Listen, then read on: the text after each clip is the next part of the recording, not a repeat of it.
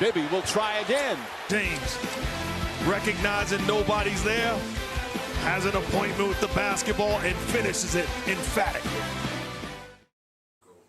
Everything good must surely come to an end. You're welcome to the Putback Show. I hope by the intro I made, I'm giving you a little bit of an inference. I know it's not ended their run yet, but finally, the Okunfo Nikola Jokic The snake has is to down. go home and go and play with the horses. You're welcome to the Putback Show. This is the playoffs review and what a conference semi-final through the Eastern and the Western Conference we just had. I mean, all of the series were very entertaining to watch. Brilliant. Maybe possibly the least entertaining, maybe the Celtics and Cavs series. Yes. The Celtics, like, it was just simple. So let's start from the least entertaining, then we'll go to the most entertaining. Celtics, Cavs. Everybody going into this series knew the Celtics were the big dogs going into this one. Like, there was no Jarrett Allen because he was injured. Donovan Mitchell had problems. Yeah. But in game one, the Celtics did what they were supposed to do. But game two was where it kind of put everybody on their toes. When the Cavs won, like excellent three-point shooting, we saw Donovan Mitchell. I think he dropped 40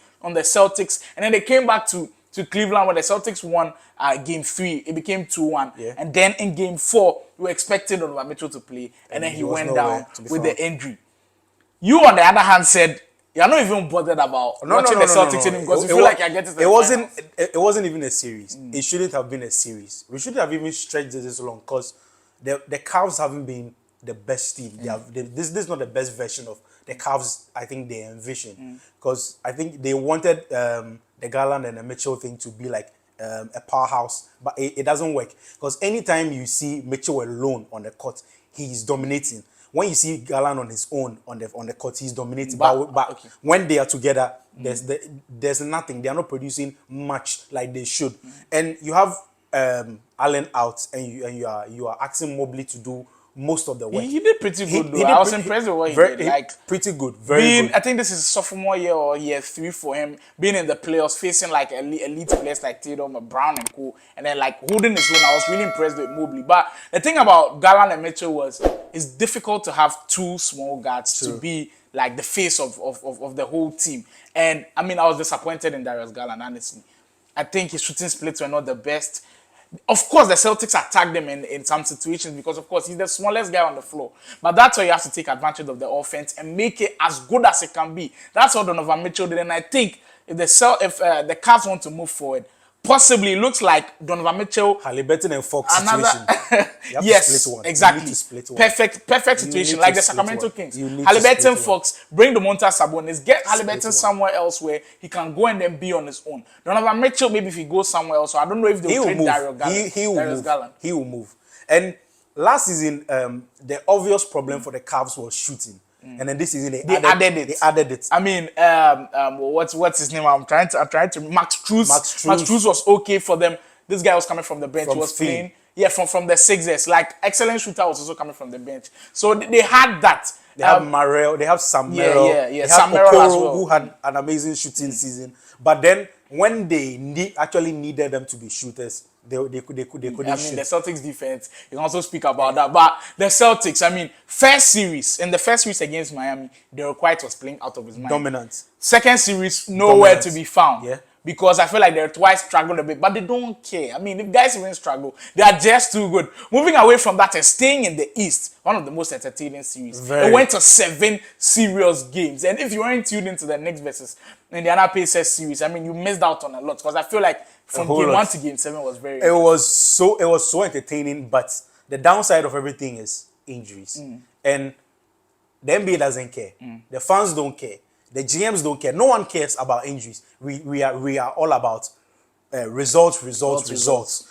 There's the Knicks have gone down, have had players going down with injuries, starting from the regular season, even into the playoffs. Their second best player is out. Julius Randle is out. One of their best bigs, Mitchell Robinson, is out. OG Anunoby went out. I mean, come on. Like give these guys a break. Even Hart is injured. Yeah. Branson himself. Oh, God. Everyone. It was so heartbreaking to see them in Game 7 when Branson went out with the fractured hand. And that's where people pointed to Tom Thibodeau, where he was playing them like huge minutes. And you know how Jaylen Branson plays. Like, he pounds the ball around a lot. But you know why I don't want to blame too much of Branson's injury on Tom Thibodeau? it didn't actually come from him pounding the ball. I think it was an out of bounds play where he was trying true, to get in true, and true. he got injured. So maybe that was not the case. But going back to the series, in all of the playoffs action, then the other pieces are the ones that are averaging the most points. I mean, their offense is In the league, cooking. yeah, in the regular season. Like their offense is cooking. Miles Turner. Shooting lights out from 3. A few years back, the Phoenix Suns said they didn't want him because they could have had him and then gotten that DeAndre Ayton trade. But they said no. They kept DeAndre Ayton. Where's Ayton now? Miles Turner. The GM has no foresight. Miles Turner. I mean, Andrew Nemhard was okay. Miles Turner was very good. Tyrese Halliburton finally getting back to his shooting form. Pascal Siakam, I mean, in the last 3 games, he was so good for them as well. Pascal Siakam, that heavy piece they brought, I'm sure they'll re-sign him. And then TJ McConnell, I think he was possibly... This is his best season. Yeah, this is his best season. for sure. And I feel like Pacers had the upper hand this whole series. And why do you put Nemhard on a player like Brunson? It doesn't work. You tried it didn't work. Then you put Shepherd on him, it didn't work. You have one of the best. You have a good defender in your team. Why are you not putting him on Brunson? So I felt like the coach was experimenting, but you found the way, but then you went back to Nemhard on Brunson, which was because Brunson is one of the best players. I mean, you've got to give credit to the Knicks too at some point because they knew that matchup worked and they were going for the switches. So they don't get Brunson in those situations. I mean, Rick Carlisle did an excellent job, but this is where we can call the Pacers a run, maybe a little bit of a fluke because they just beat the Milwaukee Bucks with their star injured. They beat the New York Knicks with another star injured. Maybe they might be the Celtics with Porzingis injured. We don't know, but let's switch over to the Western Conference semi-finals where things were juicy. I mean, from start to finish. Let's start things off with 2 of the burgeoning superstars in the NBA. Luka Doncic and the Dallas Mavericks were taking on the number 1 seed, Shai Gilgeous-Alexander, and I mean the Oklahoma City Thunder. And what a series that was in Game 1. OKC winning, rallied everybody around. I mean, after that win, because they were running so quickly, they were playing so fast that the Mavs just couldn't keep up. And that's one problem I had in my Clippers. We were too slow for the Mavs. But once I saw OKC speed, I thought they could match up with them. But one player I was disappointed in, Jaylen Williams. Yeah. Like, during the whole of the regular season, we were saying he was the second star. But it didn't look like... I mean, in the first series, he was okay against the Pelicans. The Pelicans were not that good enough. But against the Mavericks, this is where you've got to show up. And then show out. But looking on the Dallas Mavericks side, Kyrie was huge for them against the Clippers. Yes. Kyrie didn't have a good series against the Thunder, but they won. And they relied heavily on role players. PJ Washington, excellent. Derek Lively, everybody keeps praising Derek Lively. And I mean, he deserves all the praise. After losing his mother, it seems like it's just full. What do you make of that series as well? And one thing about about OKC is they don't have consistent scorers. The only consistent scorer was Shai Gilgeous. And he was putting up numbers, but then when Chet and Williams were supposed to be those guys, giving them the numbers, they couldn't. And so now they were relying on other role players who really aren't scorers, who aren't really reliable. And that's their problem. And we can attribute that to experience. They don't have the experience. Like you said, Jaylen Williams was supposed to dominate in this game, but experience counts. It feels like the playoffs is like an extended version of the playoffs, but it's different. It's a different atmosphere. Players come out playing very aggressively. Look at Ludot. In every game, he had like 4 to 5 fouls. In every game of this series. That's what Luka can do to you. He had 4 to 5. So it shows you how aggressive the playoffs is. And if you don't come out playing aggressively, you won't win. They were Chet, playing hard. Look at Chet. We knew Chet can space the floor, but when he gets the ball, and it's even maybe an uncontested shot, he's not scoring. He wasn't able to bank shots, and now they were relying on players like Joe, Isaiah Joe, Wallace, and these guys cannot be. How many Wallace games can you have? How many Isaiah Joe games can like you have? 1 or 2. Just 1 or 2, but you need your 3 guys to be scoring, and I feel like this OKC team is made for the future. Maybe 3 years to come. This is this team, and they're going to carry this pain with them. So do you think they can cash in all of their chips and possibly get another superstar? Oh yeah. I think it's time for KD reunion. It's time for Josh Giddey to go. I think Josh. Well, we'll definitely have another conversation about the OKC Thunder because they definitely have a bright future. We'll end the review with possibly the best of the series. He also went to 7 games. The Minnesota Timberwolves and the Denver Nuggets. They are confident for Nikola Jokic can now go home and go and rest with the horses. Yeah. I mean, this series, everybody was anticipating that was going to be Nuggets. 6 or 7. Yeah. But when the series started, Timberwolves winning 2 games in Mile High. That's why they put everybody on notice. I remember we made a video saying Anthony Edwards was outplaying Nikola Jokic, but maybe Nikola Jokic saw that video because after those 2 games, the MVP showed us. They awarded him the MVP and he was there.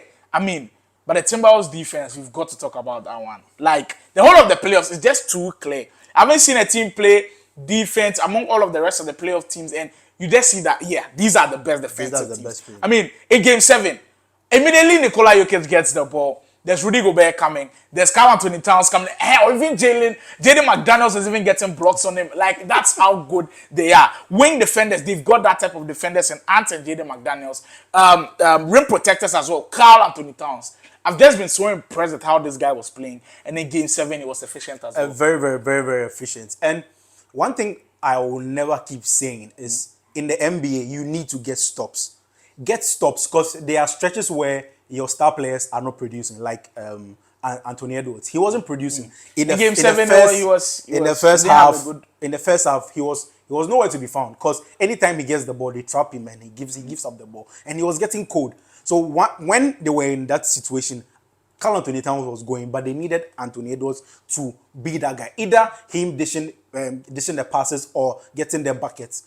So they were getting stops. You need to get stops. Get stops while your star players, if I should say, they recuperate like they should. They get back they get back into their groove. And the Timberwolves coach, this is like one of the best coaches I've seen in Chris Finch injured. in this playoffs, because he didn't allow 2 errors to happen twice. Because we saw, I think in Game 5, where they were trapping Anthony Edwards. When he gets the ball, they trap him and he has to give up the ball. So it happened till the 4th quarter, and when they allowed him to get one-on-ones, now he was cold.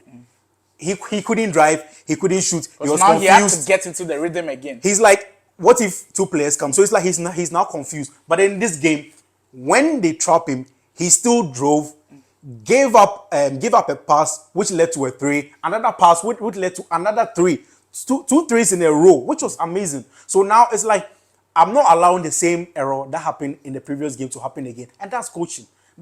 So Chris Finch was one of the great pieces, or one of the great reasons why they won this series. I mean, going to the unsung heroes, Mike Conley, I think was great for them. Amazing. Even Nikola Jokic called him one of the most underrated players in the NBA. His comeback was very needed. But maybe the deciding factor for me was someone who we expected to knock down his threes, and he did knock down the threes against the Lakers, Michael Porter Jr. Like, he was nowhere to be found. It was so surprising. And that's how that series ended, with Minnesota winning Game 7 in Mile High. They get out of the high altitude, booking a date with the Dallas Mavericks and Luka Doncic in the Western Conference Finals. Stay tuned to the Putback Show. The preview will be out soon.